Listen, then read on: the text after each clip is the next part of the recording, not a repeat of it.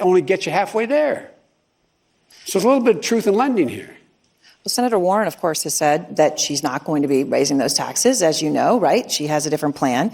You talked about her support for Medicare for All last week. You attacked her. I think it's a fair word. The quote was from you, "It's just an elitist attitude about you're either my way or the highway." Let's get something straight. She attacked me. She went out and said, Biden, she didn't use my name any more than I used hers. She said, Biden is a coward. Biden is, in fact, in the pocket of. Biden is, and she went down the list of saying that I should be in a Republican primary. She did say you were in the wrong primary. Oh, yeah, right. Now, what do you call that?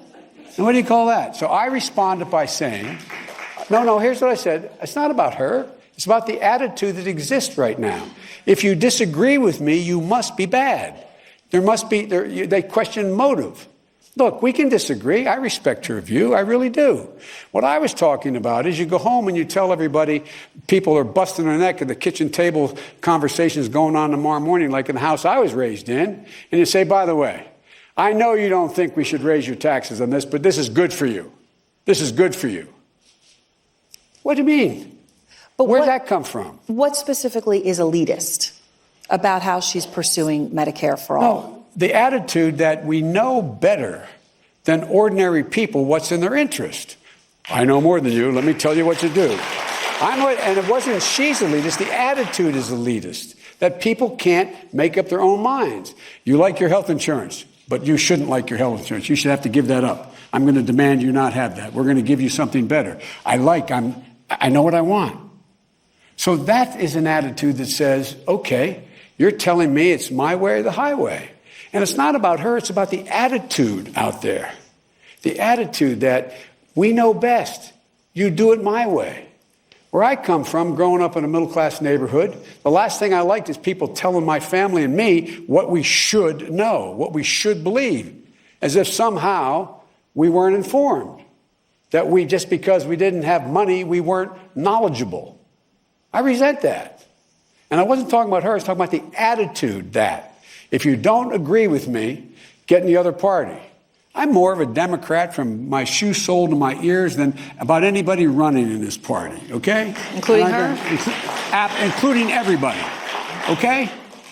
One thing I've never had to wonder about is what I believed and where my ideology was and where I come from and why I'm in this and why I'm fighting.